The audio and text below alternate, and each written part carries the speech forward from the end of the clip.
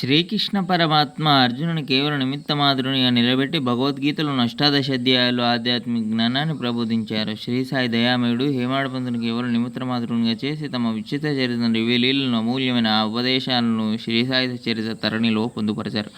భక్తులను తరింపజేయడానికి దీన్ని తానే స్వయం నిర్మాణం చేశారు.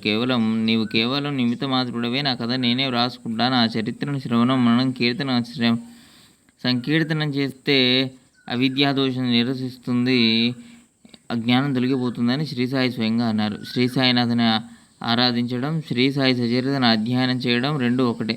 శ్రీ సాయి సచరిత ఎక్కడుంటే అక్కడ గోదావరి తీరం, షిరిడి క్షేత్రం, ద్వారకామాయి, ధుని సాయి సాక్షాత్తున్నట్లే. సాయి వేరు, సాయి చరిత వేరు కాదు. శ్రీ సాయి యొక్క మరో రూపం శ్రీ సాయి సచరిత, శ్రీ సాయి యొక్క మరో పేరు శ్రీ సాయి సచరిత అని కేవలం శ్రీ సాయి యొక్క చరిత్ర మాత్రమే కాదు,